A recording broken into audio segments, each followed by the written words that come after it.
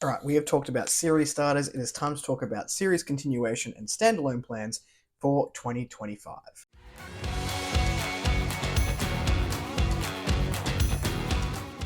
Hello everyone, welcome back to A Fictional Escapist. My name is Kris, and today's video is another 2025 reading goal or reading plan video where I talk about the 12 series continuations that I would like to get to in the year, and also 5 standalone novels that I would like to get to before the end of the year. We'll see how we do with these. I feel like every year these lists are overly ambitious, but I enjoy putting things on my radar and having a little bit of that FOMO for things that were read in the previous year that I would like to get to. Before we jump into that today, make sure to check in the description box down below for links to my social media and Discord should you want to come along for the ride. Now, I don't have these in any particular order of preference. There's just 12 series that I would like to continue. My reading goal next year is to essentially start something new, do at least 1 to 2 review copies each month until I am through the review copies that I have, and also do 2 series continuations through each month. So I'll have like 5 books planned each month, and then we'll see what happens if I have extra room and mood reading and reading challenges and things like that. So let's jump in, like I said, no particular order for the series that I want to continue, and then we'll jump over to the standalones. Kicking us off with series I'd like to continue and finish in 2025, we have the Rook and Rose series by M.A. Carrick. I am planning, it is currently the 1st of December at the time of filming.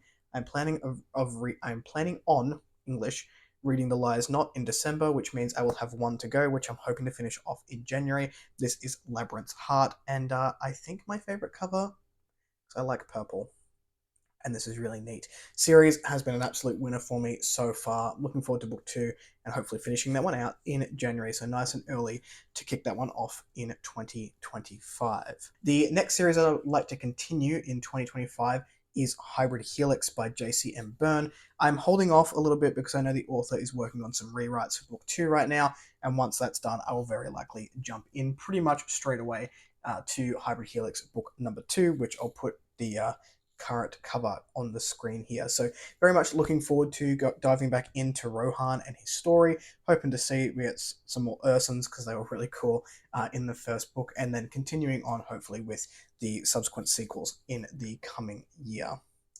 Next up on the list, I have one that's going to shock no one. It was on here last year. It's on here again this year. This is Book of the Fallen, Malazan Book of the Fallen. I should be starting Dust of Dreams this month to finish in January of 2025, which means I have 1 book left to go, and I'm hoping to do that one and just sort of continue on, knock them out. These take about 6 to 8 weeks to read for me, so I want to start Wars of Light and Shadow next year. To do that, I want to finish this series first, or at least the 10 books. I am planning on continuing with my Malazan journey as we go through, but I will be finishing this and then jumping into Wars of Light and Shadow and seeing where we go from there. Also, another one that was on the list from last year, which is continuing on, is The Wheel of Time. I am currently at book 5, The Fires of Heaven. I have not started this one yet. I don't know when I'll start this one. I've been doing them in audio. The narrator hasn't done book 5 yet. By narrator, I mean Rosamund Pike's version. The other version is still available. I might try it on audio, see if I vibe with the narration style. Otherwise, I'll be switching to physical. These are big books, so I'm not sure when it's going to fit in, but I do plan on continuing the series throughout 2025, probably after Malazan. We'll see. I say that, but the last time I read a Malazan book, I needed a change, and I popped The Shadow Rising in instead of Malazan. We'll see how we go. Regardless, I am planning on continuing with Wheel of Time next year. Another indie and audio route that I'm looking at continuing in 2025 is the Riverfall Chronicles by Jacqueline Hagan. I'm currently listening to the Spider Key at the time of filming. I'm really enjoying it, and I want to keep up that momentum. So I'll be doing books 3 and books 4 at least in 2025, very likely on audio as well. I love this world. It feels really unique. That's steampunk-esque. It's very noir. We've got that mystery element, and there's a lot of magic, and I really enjoy that vibe. I'm having such a good time with it. So definitely on the priority for audio series next year. The next one I've got is it technically, I think it's a continuation of the series, but it also says book 1 on the spine here. This is the Night Angel Trilogy by Brent Weeks, and then we got like another entry into the series, which now I'm looking at the spine. I'm wondering if it's the start of another series. We're going to say it's part of Night Angel. I would like to read the fourth book that's currently out. It's glossy, it's light. In the ring light, it doesn't like it. But hopefully getting at least up to speed with what's happening in this world with book 4/book 1, Night Angel Nemesis. So I'd like to do that one as well. The next series that we have on this list is one that I really should have read before now, like gotten to the sequels, because book 4 is about to be announced on Kickstarter in January, I believe, and this is the Ranger of the Titan Wilds, book number 2. This is the first Ancestor. So I have book 2 and book 3 from the beautiful Kickstarter editions, and I just haven't continued on with it. The artwork in these is just amazing. They are very, very beautiful books on the inside. You can see some artwork there. I don't want to give too much away, but these are beautiful. I've had them on my shelves since the Kickstarter finished, and I haven't continued on with it, which is, as we know, a crime. So, also looking to continue reading things from my shelves. This is one that'll be a high priority in 2025. One series I have on Kindle that I read the first book, I adored the first book, but I never went back to it, was the Wolf Den Trilogy by Elodie Harper. So I loved the Wolf Den. It is probably one of my favorite historical fictions as someone who is sort of new to historical fiction, but genuinely enjoys it when I get there. I need to continue on with this series. So there are 2 more books in the series. That is The House with the Golden Door, which ironically has a blue cover, and The Temple of Fortuna, which has a green cover.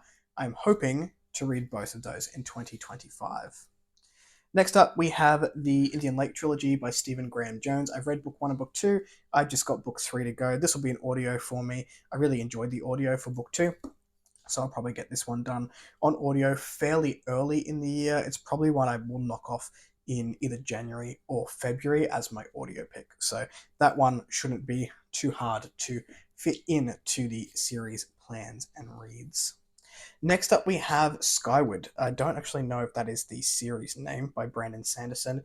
So I read the first 2 books, and I've read the first 2 novellas in like the novella collection before the 3rd book.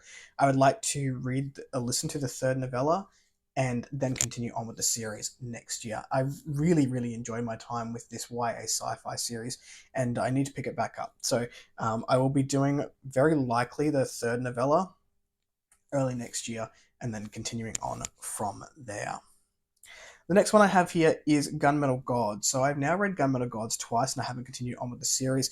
I have book 2, Conqueror's Blood, here, and this is going to be pretty high on my list because I don't want to forget what happened in Gunmetal Gods and then have to read it for a 3rd time. So there is a novella that comes between these two, between book 1 and book 2, I believe. I have the novella. It's on my shelf somewhere, I'm pretty sure. And then I'll read the 2nd book and potentially order and read the 3rd book as well. The Kickstarter editions of these books are so beautiful, but I cannot afford it, and I have this one, so I will be reading this one as well. And the last one for priority series continuations for 2025 is the Primaterre series. Primaterre, I probably pronounced it incorrectly twice, and I apologize. I read book 1, I want to say 2 years ago, and this is probably my favorite military sci-fi that I have read. The story of the Primaterre, Iron Truth, it won the SCSFC for the first time, or the first year that it ran, and for good reason. This is a fantastic sci-fi. To say I read it a couple of years ago, I clearly remember what is going on in this book, so I would like to continue on with the series. The 2nd book in this series is Lonely Castles, which I have on my Kindle, and I also won a story set in this world. I have like the ARC copy, the not for sale proofing copy by S.A. Tholen. I won it on X ages ago, and I'd like to continue on the series. So they are also big books. These take a very long time to read. It's quite small font, they're chunky, but fantastic. So looking forward to continuing on with that series as well. Couple of honorable mentions, which I did in the series starter as well, is going to be the Interloper trilogy by Stephen William Hanna. I know the author is currently doing some rewrites on the entire trilogy, so I don't know whether I'll wait until those rewrites are done and then read book 2 and book 3, Book 1 was fantastic, so potentially that is one as well. I have a couple of duologies, which I've read the first book and not the second book. So the Radiant Emperor duology by Shelley Parker Chen. I've read the first book, so She Who Became the Sun, and I think book 2 is He Who Drowned the World. I would like to finish that duology off, and the Forging of Age duology, which I'm pretty sure I've had on like 9 out of 10 TBRs that I've had this year that I still haven't read. So we'll see if those happen. Jumping into the standalones really quickly, I've just got 5 here. I do tend to read series and I do tend to gravitate towards series because I love epic world building. I love following characters for a long period of time and seeing sort of their lives play out over the course of their whole lives, which tends to happen more in series. I know there are some cases where that happens in a standalone. Don't come for me. But I have 5 here, and only one of these is fantasy, I believe. So the first one is just pure FOMO. I bought this when it first started going around, and I have not gotten to it. This is the Nomads of the Sea by Kobe Zucker. I've seen more people love it this year. Again, I'm going to give it a go. I'm intimidated by the size of this book because it is chonky, but I hear it's very, very good. The next one I have here is The Memory Police. This is by Yoko Ogawa, and this is a Japanese dystopian novel.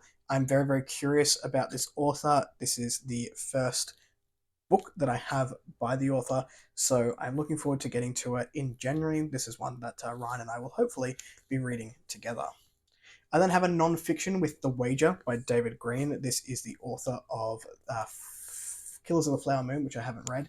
This is historical fiction, which I believe reads like fiction, and I'm very curious as to whether I'll like this story, because if I do, I probably will go and read Killers of the Flower Moon as well. This is a tale of shipwreck, mutiny, and murder, and I do love a bit of nonsense on the ocean, as long as I'm not in the ocean at the time of said nonsense. So I bought this one at the airport. I never read it. I'm really curious as to read it, so this is definitely on the list for 2025. The next one I have here comes highly recommended by a friend of mine, Jeff, who I've done the Queer Corner with a few times, and this is Mariana Enriquez. I'm sorry if I butchered the pronunciation of the name, is Our Share of Night. Now, I know very little about this author, and I know very little about this story, but I hear that they are fantastic at writing horror. So I need more female and non-binary horror authors in my life. I went and looked up a list of women and non-binary people who had written horror and were very highly recommended, and Mariana also came up on that list. So this will be happening in 2025. And the last one I have here is a Stephen King novel. It is a beast of a Stephen King novel. I haven't been a constant reader in some time of Stephen King, but this one has been calling to me for a little while now, and this is Under the Dome. So I am looking for a chunky Stephen King. I know this is not going to be read in a month. I know this is likely going to be one that takes me a little bit of time to get through, but Ryan is currently going through the entire bibliography of Stephen King in publication order, and I just have some Stephen King FOMO. I don't think Stephen King is the best horror author that ever exists. I do think he's very good at slice of life, and that's what I personally enjoy him for. So normally, if I'm going for that slice of life aspect, it's going to be one of these really big books. So that is why Under the Dome is potentially probably going to be a priority in 2025. Those are series continuations and standalones that I'm looking to get to in the new year. Is there anything here that you're also looking at reading? Let me know in the comments down below. If you like the content, give one of those. If you want to see more of it, click subscribe at your will, and I will catch you in the next video. Ciao.